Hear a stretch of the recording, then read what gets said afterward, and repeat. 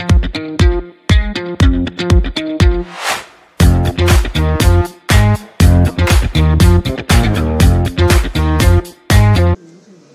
अंबाडेकर, स्वप्नील काळे, उपस्थित असलेले आरोग्य विभागातील सर्व अधिकारी, डॉक्टर्स, कर्मचारी, ज्यांना पुरस्कार मिळणार आहेत असे सर्व संस्थांचे प्रतिनिधी, खरं तर वास्तविक पाहता आजचा आरोग्य दिन अतिशय अल्पावधीच्या कालखंडामध्ये सार्वजनिक आरोग्य विभाग आणि मंत्री प्रकाश आंबेडकर साहेब यांनी या चांगल्या उपक्रमाला देखील सुरुवात केलेली आहे। सेक्रेटरीनी भाषण करत असताना खऱ्या अर्थाने सर्व सभागृहाकडे लक्ष दिलं आणि लक्ष दिल्याच्या नंतर स्वतःच्या आरोग्याविषयी विचारलं आणि मला आंबेडकर साहेबांचं देखील निश्चितपणे शेवटच्या टप्प्यात भाषण आल्याच्या नंतर त्यांनी सांगितलं की आपण सर्व महाराष्ट्राची काळजी करतोय पण आपल्या स्वतःची काळजी करत नाहीत। काय झालं जरा बघा। आणि म्हणून साठी किती लोकांनी हात उंचावले याच्याकडे लक्ष वेधत असताना प्रातिनिधिक स्वरूपामध्ये आरोग्य विभागाच्या 20% लोकांनी हात उंचावले आणि त्यांनी त्याचे दोन कारण सांगितले की एक कारण म्हणजे आपल्या मनामध्ये मोठ्या प्रमाणात अॅम्बिशन आहे आणि दुसरी म्हणजे कशाची तरी आपल्याला भीती आहे। आता या जर दोन गोष्टी आपण जर पाहिल्या तर शेवटी आपल्या शरीराला न झेपणारं काम करायचं आणि त्याच्यातून आपल्याला यश मिळवायचं जर आपण मनामध्ये ठेवलं तर जास्तीचं काम करावं लागतं। काम कमी करायचं आणि जास्तीची अपेक्षा ठेवायची हे बी गैर आहे। आणि त्याच्यानंतर आपल्याला भीती कुठलं तरी काम चुकीचं केल्यानंतर आपल्याला कुठलं तरी काही शासन होणार आहे असं मी त्याचं अनालिसिस केलेलं वाटतं। आणि याला सगळ्याला कारण म्हणजे आपलं आरोग्य। आपल्या चेहऱ्याकडे पाहिल्याबरोबर आपल्या समोरच्याला लोकांना वाटलं पाहिजे की किती फ्रेश आहे, किती आनंदी आहे। असं नाहीच आहे।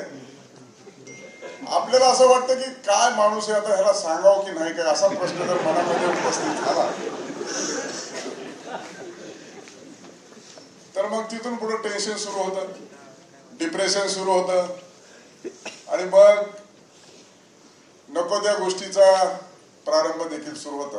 मग काहीतरी सांगितलं आपण ऍडिक्ट झाले, अल्कोहोलिक झाले, मग कॅन्सरला निमंत्रण दिलं, मग तुम्हाला डायबिटीज झाला। शेवटी सगळे माणसं जन्माला येताना निरोगीच येतात ना। त्याच्यानंतर हे का होतं तर त्याच्यासाठी उपाययोजना हे जागतिक आरोग्य दिन आहे। तशी तुलनात्मक दृष्ट्या महाराष्ट्रातलं आरोग्य अतिशय चांगल्या परिस्थितीत आहे, चांगल्या परिस्थितीमध्ये काम करतो आहोत। मी देखील या विभागाचा 2.5 वर्ष राज्यमंत्री म्हणून काम केलंय, मला वाटतं 15 ते 17च्या दरम्यान। आणि म्हणून आपण आता वेगवेगळ्या उद्घाटन देखील करतोय। शेवटी कोणतंही काम करत असताना छोट्या मोठ्या गोष्टी झाल्याच्या नंतर बदनामी देखील होते आणि हे झाली नाही पाहिजे आणि कामही उत्कृष्ट झालं पाहिजे। आणि त्या दृष्टिकोनातून खऱ्या अर्थानं आज आपण कामगार रुग्णालयामध्ये मोफत सेवा बरोबर ना ESIच्या ते देखील आपण चालू करतोय। महात्मा फुले जन आरोग्य योजनेच्या माध्यमातून तिथं देखील ती सुविधा उपलब्ध करून देतोय। त्याचबरोबर डायलिसिस सेंटर देखील आपण उभारतोय का, त्याचबरोबर इमारतीच्या बांधकामासंदर्भामध्ये देखील आपण काळजी घेतलेली ते देखील ऑनलाईन करतोय। असे अनेक उपक्रम देखील आपण सुरू करत असताना महाराष्ट्र राज्याच्या सार्वजनिक आरोग्य विभागाच्या माध्यमातून जे जे काम करतोय ते अतिशय उत्कृष्ट आहे, चांगलं आहे। आणि म्हणून गेल्या 2-3 वर्षाच्या कालखंडामध्ये आपण सर्वच जण कोविडला सामोरं गेलो। नको ती मोठी एवढी आपत्ती आपल्यावरच नाही, महाराष्ट्रावरच नाही, देशावरच नाही तर जगावर आपत्ती आली आणि त्याचा सुद्धा मुकाबला करण्याचं काम आरोग्य विभागानेच केलं आणि ते आटोक्यात देखील आणलं। आणि म्हणून आपला रिसर्च असेल, आपण केलेलं कामकाज असेल, आपल्याच महाराष्ट्रामध्ये वॅक्सिन तयार झाली आणि त्याच वॅक्सिनचा आपल्याकडे मोठ्या प्रमाणात जगात त्याची प्रसिद्धी देखील मिळाली. मला असं वाटतं की प्रारंभीच्या कालखंडामध्ये ज्यावेळेस वॅक्सिन आली त्यावेळेस सगळेजण म्हणायचे रशियाची आणि अमेरिकेची वॅक्सिन वापरू आपल्या भारतापेक्षा, असा साधारणतः एक सेन्स त्यावेळेस होता. म्हणजे फायझर आणि जॉन्सन अँड जॉन्सन या परदेशीतल्या होत्या, पण त्या देखील वॅक्सिन फेल झाल्या, आपलीच वॅक्सिन सक्सेस होती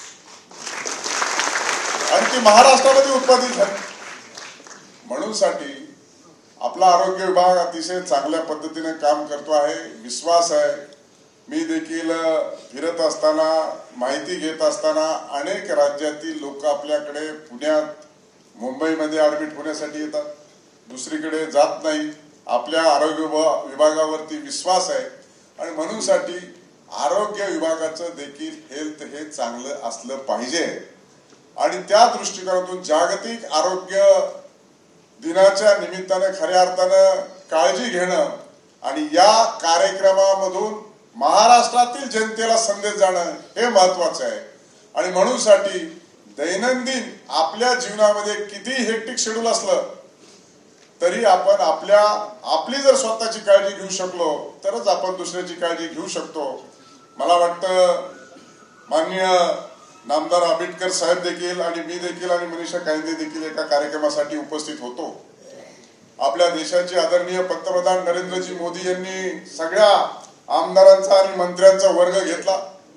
सगळे लोक आम्ही आता नटून थटून गेलो होतो.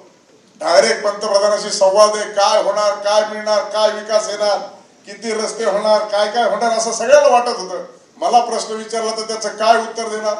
मंत्र्यांना वाटलं तर तुम्ही तुमच्या आता मंत्रिपद स्वीकारल्याच्या नंतर त्याच्यामध्ये काय करणार, इनोव्हेटिव्ह काय असेल तर सांगा, असं सगळ्यांनी होमवर्क करून गेले होते.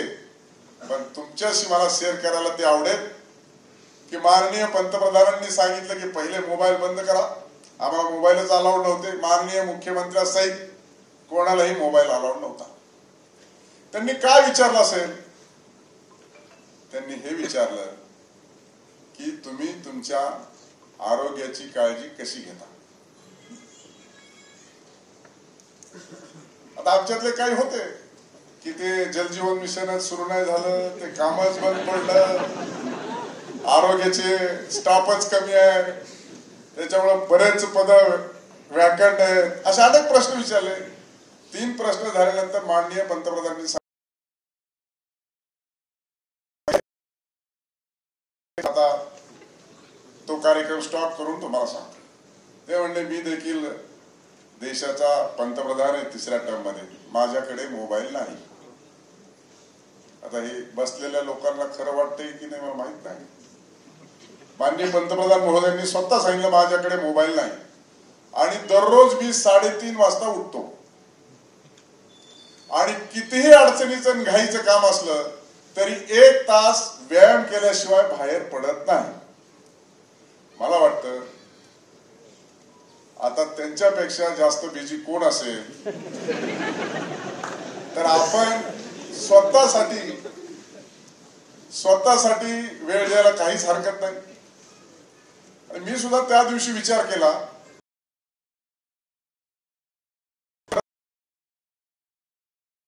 वाटतं की सगळ्या जगाची कामं मी करेन, सगळ्या जगाचं ओझं माझ्या डोक्यावर आहे. पण स्वतःसाठी काहीतरी केलं पाहिजे. स्वतःसाठी जर आपण करू शकलो तर निश्चित स्वरूपामध्ये दुपटीच्या वेगाने आपण दुसऱ्यासाठी करू शकतो, याच्यावर माझा विश्वास. आणि म्हणून साठी या आरोग्य दिनाच्या निमित्तानं खऱ्या अर्थानं हा महाराष्ट्रातील जनतेला संदेश देणं आवश्यक आहे. सगळ्यांना निरोगी ठेवण्याच्या संदर्भामध्ये आवश्यक ती उपाययोजना, आवश्यक तो आहार, आपल्याला झोप वेळेवर लागली पाहिजे. बऱ्याच जणांना झोपीच्या गोळ्या घेतल्या तरी झोप लागत नाही, अशी काही परिस्थिती आहे. त्यामुळे असे वेगवेगळे सगळे फॅक्टर्स आहेत. त्याच्यामुळं या जागतिक आरोग्य दिनाच्या माध्यमातून खऱ्या अर्थाने ज्यांनी उत्कृष्ट काम केलंय त्यांना माननीय मंत्री महोदयांनी सांगितल्याप्रमाणे त्यांना पुरस्कार यासाठी देतोय की त्यांनी जे काम केलंय त्यांची तर शासनाने सार्वजनिक आरोग्य विभागाने दखल घेतलेलीच आहे, पण त्यांच्या धर्तीवरती इतरांनी देखील आदर्श घेऊन चांगल्या पद्धतीने काम केलं पाहिजे आणि हे काम सर्वसामान्य जनतेला उपयोगी पडलं पाहिजे. अशा पद्धतीने हे काम करण्याची आवश्यकता आहे. आणि म्हणून जागतिक आरोग्य दिन साजरा होत असताना सार्वजनिक आरोग्य विभागाच्या माध्यमातून संपूर्ण महाराष्ट्रामध्ये अतिशय उत्कृष्ट काम चाललेलं आहे, अतिशय उत्कृष्ट काम सुरू देखील आहे. आणि म्हणून सगळ्यात मोठा, बऱ्यापैकी हा मोठा विभाग आहे आणि म्हणून आपल्या महाराष्ट्रातील जनता याच्या माध्यमातून खऱ्या अर्थानं आपलं जे असेल, ससून असेल आणि वेगवेगळ्या जिल्ह्याच्या ठिकाणी जे शासकीय रुग्णालय आहेत त्याच्यात आज देखील मोठ्या प्रमाणात ओपीडी होती. त्याचं कारण आहे की आपल्यावरती विश्वास आहे आणि म्हणूनसाठी हा विश्वास पुन्हा एकदा जास्तीचा सिद्ध करण्याच्या दृष्टिकोनातून देखील आपण प्रयत्न केले पाहिजे.